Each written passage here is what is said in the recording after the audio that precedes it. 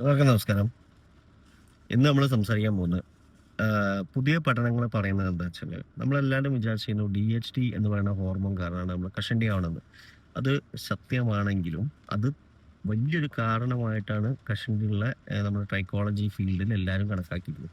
പക്ഷേ പുതിയ പഠനങ്ങൾ പറയുന്നത് അത് അത്രയും വലിയൊരു കാരണമായിട്ട് നമുക്ക് കൺസിഡർ ചെയ്യാൻ പറ്റില്ല എന്നാണ്. അത് എന്തുകൊണ്ടാണ് പറ്റില്ല എന്ന് പറയാൻ കാരണം എന്ന് വെച്ചാൽ യൂഷ്വലി പ്രായം കൂടുമ്പോൾ ഒരാൾക്ക് DHT ഹോർമോണിന്റെ അളവ് നോക്കുകയാണെങ്കിൽ അവർ കുറഞ്ഞ് വരിക ചെയ്യുക അധികം കേസുകളിലും. ചില കേസുകളിൽ അത് സ്റ്റേബിളായിട്ട് ഇരിക്കും. അതായത് ടെസ്റ്റോസ്ട്രോൺ ഹോർമോണാണ് DHT ആയിട്ട് കൺവേർട്ട് ആവുന്നത്. ഞാൻ പറയുന്നത് രക്തത്തിലുള്ള DHTയുടെ അളവാണ്. DHTയുടെ അളവ് നിങ്ങൾക്ക് ചെറുപ്പക്കാരായിരുന്നപ്പോൾ എത്രയായിരുന്നു ഉണ്ടായത്, അത് വെച്ചിട്ട് നിങ്ങൾ വയസ്സാകുമ്പോഴുള്ള DHTയുടെ അളവ് കമ്പയർ ചെയ്യുകയാണെങ്കിൽ DHTയുടെ അളവ് ചെറുതാവാനാണ് കൂടുതൽ സാധ്യത. ചിലപ്പോൾ അത് സ്റ്റേബിളായിട്ട് നിൽക്കാനും സാധ്യതയുണ്ട്. പക്ഷേ അതൊരിക്കലും കൂടില്ല. അത് കൂടാനുള്ള ചാൻസ് കുറവാണ്, കൂടില്ല എന്നാണ് പഠനം കാണിക്കുന്നത്.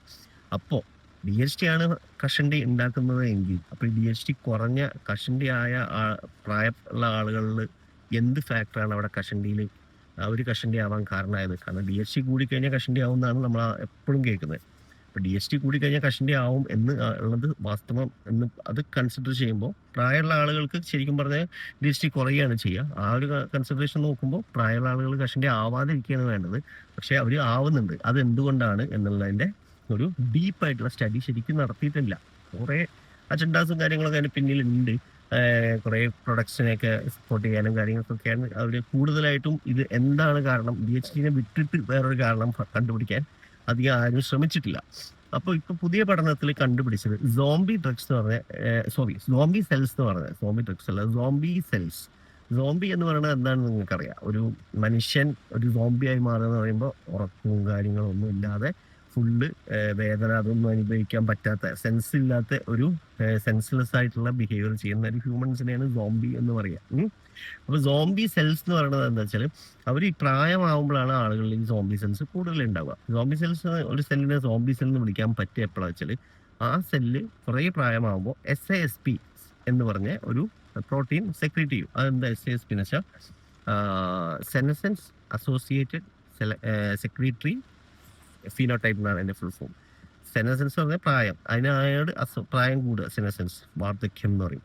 സെനസെൻസ് അസോസിയേറ്റഡ് സെക്രട്ടറി ഫിനോടൈപ്പ്, ആ ഒരു ടൈപ്പ് ഓഫ് പ്രോട്ടീൻ ഒരു ടോക്സിൻ ആണ് ആക്ച്വലി. ആ ഒരു ടോക്സിൻ നമ്മൾ ഇങ്ങനത്തെ പ്രായമാകുമ്പോൾ സെൽസ് ഇങ്ങനെ വിട്ട് കഴിഞ്ഞാൽ എന്താ ഉണ്ടാവുക വെച്ചാൽ അടുത്തുള്ള സെല്ലുകളിലോട്ടും ഇത് പടരും. അങ്ങനെ ഗ്രാജുവലി എല്ലാ സെൽസും സോംബി സെൽസ് ആയിട്ട് മാറും.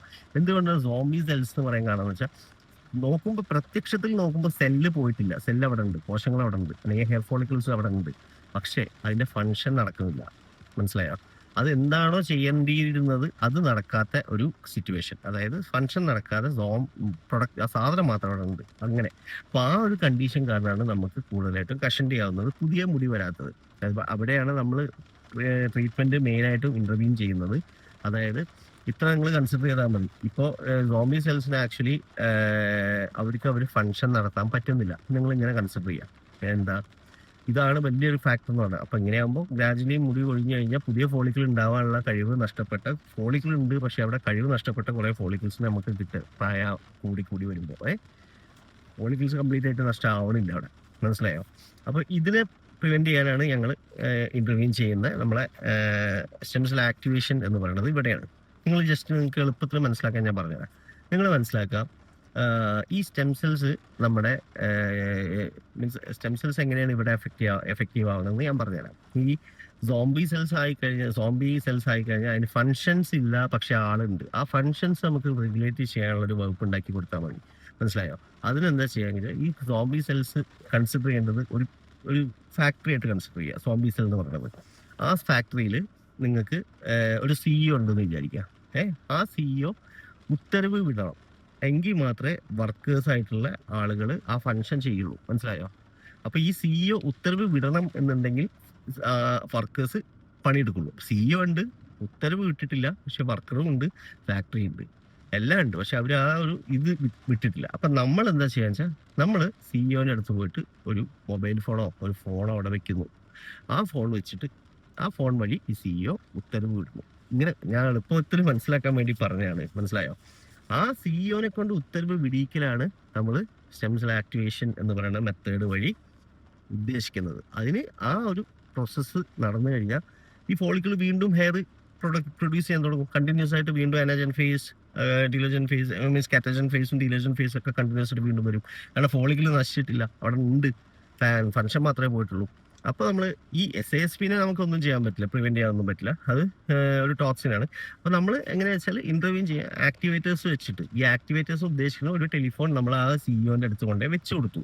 സിഇഒ ടെലിഫോൺ കറക്കിയിട്ട് വേണം മറ്റേ ആളെ വർക്കേഴ്സിനെ വിളിച്ചിട്ട് പറയാൻ, എടാ പണിയെടുക്ക്, ഇങ്ങനത്തെ ഒരു പണി ഉണ്ട്. അങ്ങനത്തെ ഒരു ഫംഗ്ഷനാണ് നമ്മൾ സപ്പോർട്ടീവായിട്ട് കൊടുക്കുന്നത്. അപ്പോൾ ഇതാണ് സോംബി സെൽസ്. എങ്ങനെയാണ് സോംബി സെൽസിനെ നമുക്ക് കൺവേർട്ട് ചെയ്തിട്ട് നല്ല സെൽസാക്കി മാറ്റാൻ പറ്റുന്നത് എന്നുള്ളതും ഞങ്ങൾ എക്സ്പ്ലെയിൻ ചെയ്തിട്ടുണ്ട് ഈ വീഡിയോയിൽ. അപ്പോൾ എന്തെങ്കിലും ഡൗട്ട് ഉണ്ടെങ്കിൽ ചോദിക്കാം.